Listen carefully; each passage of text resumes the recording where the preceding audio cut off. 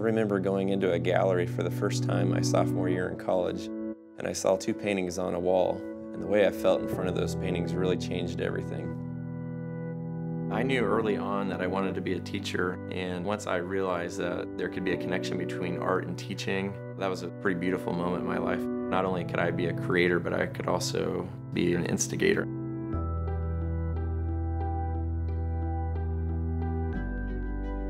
I really do think teachers are called to the profession. Daryl Moore, who was my middle school history teacher, I can still put myself back in that moment. And just watching him teach, just kind of having that moment where, wow, I could become this guy. I could be this guy who makes learning fun. I definitely look at myself as an introvert. It really doesn't make a lot of sense that somebody who would feel that way would become a teacher, but I think you can take what potentially could be your weaknesses and turn them into your strengths. I see that type of student often in my classroom, and I just feel a magnet to those types of kids. I went into this art class kind of scared because I didn't know if I could do it, but Mr. LeDuc helped me find that I do have some talents I didn't know about. I've discovered a lot about myself, and I think that discovery aspect of it is really rewarding. Visual art is a perfect media for any individual to express themselves. Working with raw media, raw materials, it really gives them the ability to create something original that has the potential to speak to somebody else without saying a word. So this first piece was about watching what you say, and if you don't have anything nice to say, then don't say it at all. Every student deserves to be successful, and I can just think of countless situations where there was a student in one of my classes. The reason they were at school that day was because it gave them that chance to really feel like they were able to make a difference with the things they were producing. Brad isn't the kind of teacher that tells kids what they should do. I think Brad is a lot more interested in letting kids discover who they are and guiding them on that journey. In the last 9 years, we've started an AP Studio Art program and then also an IB Visual Art class, which is part of our International Baccalaureate program. Our International Baccalaureate program is designed to help our students learn to value others, to take risks, to think about the world from a global perspective, and to learn to appreciate multiple points of view, multiple perspectives. For the last 5 years, our students have collaborated with our school's community by selecting 2 different people that they would like to honor as an unsung hero. You know, somebody who's making a huge impact in our building, but really kind of flying under the radar as far as, receiving recognition for their efforts. Students work with roughly 80 to 90 small 11-inch by 11-inch squares, and then using a grid system, create these larger 7 by 9 foot portraits, very similar in style to the works of Chuck Close. In a world of selfies, selflessness kind of gets lost at times, and those unsung heroes are definitely that, selfless people. It makes us feel a little bit better about humanity. We chose Colby Myers because every day in the hallway he says hello to everyone. I've never heard him say a single bad thing. He's just so nice and so bubbly all the time. So we chose him because he just brings light to our school. Every morning I say hi to people and I have a smile on my face. I'm never mean and always polite, and just always want to think positive. When we showed him the portrait, he was just kind of like speechless, and he often isn't speechless. He talks quite a bit. For the students to select him as the unsung hero was like confirmation that he wasn't forgotten. They captured Colby's personality perfectly. The shine in his eyes, the kind of crooked, silly grin, and tears just started falling. It truly was a moment of, he's gonna be okay. Do you think it looks like you? It does, because of my glasses. It's always my favorite part. And my teeth, since I always brush my teeth every day and night, so I don't stinky breath here. Real excited to introduce Todd Green to you guys. Each year we have a late night lock-in where students show up at around 6 o'clock at night and stay till 3 in the morning. And this gives students a chance to interact with professional artists in our community. The students just love it because, you get to come in after school, you get to get messy, and you just get to play music, eat snacks, make art, and you meet an artist. Brad and I are typically the ones that stay the night and work all night with the kids. We help them along with the project, and then after the art lock-in, we have had gallery showings where we show the artwork. That adds a whole nother layer to the production of artwork when you actually get to see your work in front of other people and you get to see how that is affecting those viewers. Each student got to enter one piece into the Washburn Art Show for Washburn Art Day, and I entered a portrait I did of one of my good friends, Noor. She is a Muslim, and she gets stares in just buying things at the store. Growing up, we're told to be fair to everyone and treat everyone the way you would like to be treated, and I just felt like that wasn't happening to her. And so I did the portrait. It's titled Red, White, and Blue. She's wearing a red shirt, a blue jacket, and her white headscarf. And it was just to kind of show her as an American. She's an American, she was born here, she's just like us. Each year in my junior IB visual art class, my students create portraits for children at Home of Hope, which is an orphanage in Bangladesh. Once I received the pictures from Elaine, who's a co-director at Home of Hope, I put those pictures into envelopes, and then I just put those traditional "hello, my name is," and I put the child's name on each envelope. And we have a little ceremony where the students get to come up. They literally get to meet the child for the first time. When we first received the portraits, everybody's faces were just overwhelmed with happiness. And drawing this child, you stare at his face every day when you're drawing him. And you see the brightness in his eyes and his smile. It's really warming to see that. Once the portraits are finished, I photograph the students holding their finished work, and then they write a handwritten letter to the child, and those letters are really powerful.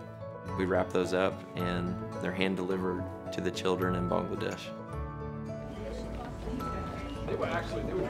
So 2 weekends ago, when we were coming back from the Scholastic Art Show, and I told you, hey, halfway across the world, our children are receiving their portraits at the time.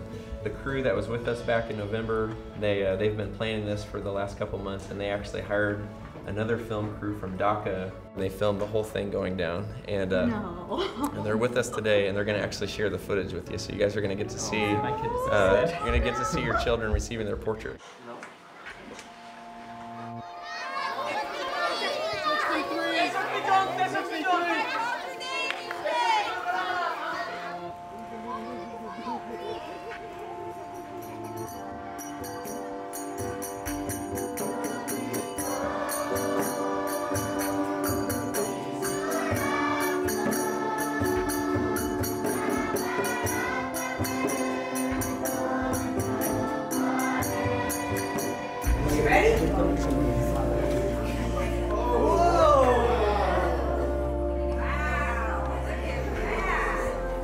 Keep that great smile of yours on your face and continue to be happy and hopeful every day.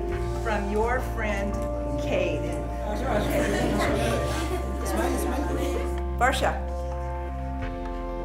you're next. Hey, kids, get first.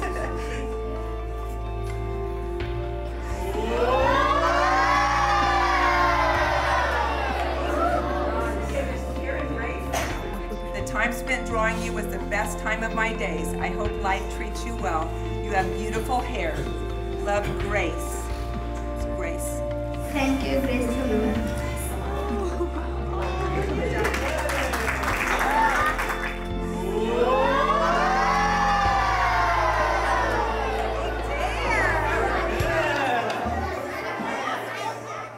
First of all, awesome name. My brother's name is also Alex. His brother's name is Alex. Alex, he does not look as sweet as you. To me, you are special because your big eyes captured me and made me feel happiness, pure, and innocence is what I saw in your awesome eyes.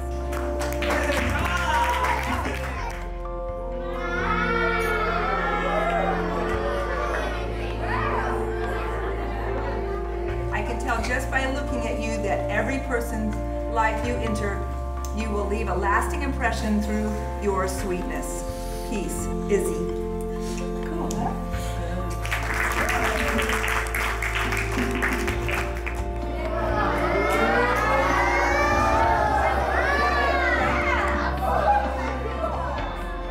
Hello, friend. My name is Brad.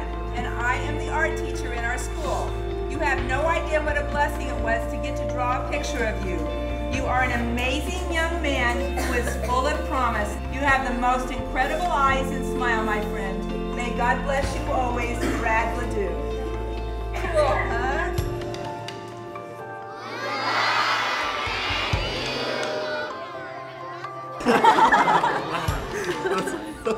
Somersault out of there. Dear Nicholas, I am very happy that you've drawn my picture.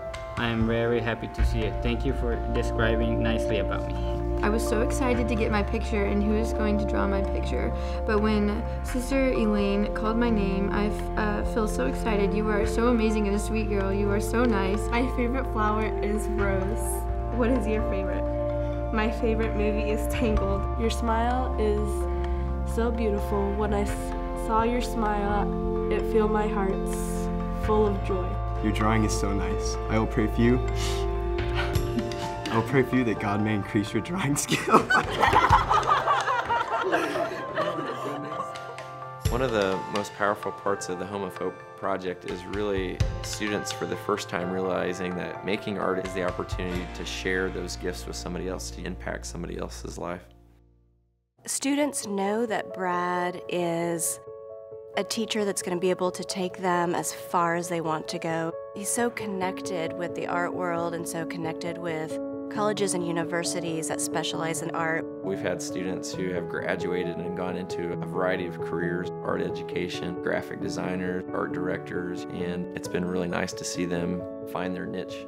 Lexi Balan, she was a student whose name kind of preceded her. I had heard about her, but I hadn't had her in class. I just heard about this talented prodigy, and eventually I had a chance to teach her in several art classes. She's now currently a sophomore at Washburn University, where she had received the Busick Scholarship, which is a full-ride art scholarship valued at approximately $100,000. Mr. LeDuc was the only reason that I ended up at Washburn University. I can't thank him enough for all that he's done in getting me here, because I'm so happy here. It was such a dream. And Mr. LeDuc's the one who really pushed me to believe that I can follow the dream. Teachers like LeDuc are the reason that people stay in school. He shows you that your education is worth something. I want to try to continue this legacy that Mr. LeDuc gave me. So my goal is to get my Master of Fine Arts and then find a university where I can share my knowledge. Rip Harrison was a freshman in my very first Art 1 class, and he very quickly stood out. I was really excited, really proud of him. When a former student decides that they want to be a teacher, that's a great moment in the classroom. You guys know the dimensions it's got to be, you know the thickness it has to be, you know what we're doing for the firing. You guys have any questions before we get going? He was one of those teachers that really enjoyed what he did. And so I took art every year. At my senior year, I was a teacher's aide for Mr. LeDuc. And so that kind of sparked an interest in me wanting to become an art teacher. I feel like part of our job as a teacher is to be sure that we have teachers for the future. Boy, when I heard that Rip wanted to be an art teacher, I knew he was going to be an amazing art teacher. I enjoyed when Brad would bring stuff into the classroom and show us what he was working on.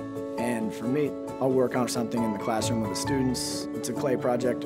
I'll throw on the wheel right beside them. They'll see little things maybe I struggled with or things that I understand really well. I teach because of Brad LeDuc, really. He made it look so fun and enjoyed it so much, I had to have that.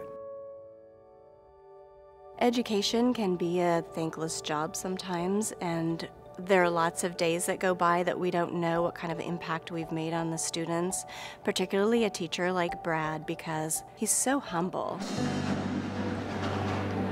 I was in Mr. LeDuc's drawing class when he won the Milken Educator Award. None of us had any clue what was going on. I think it was the first assembly that I'd ever been to. We were all crammed in there. It was really tightly packed. It was probably the best kept secret in all of Topeka. And all of a sudden, the Milken family took the microphone and started talking about what a difference teachers make in the lives of our students. I created an initiative called the Milken Educator Awards to say in a very public way that greatness in education should be recognized too.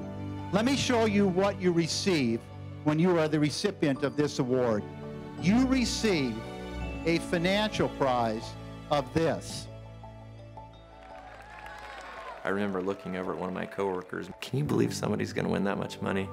And I would have never in a million years thought my name was going to get called. And boy, when it was, I just could not believe it. The recipient of the Milken Educator Award is Brad LeDuc.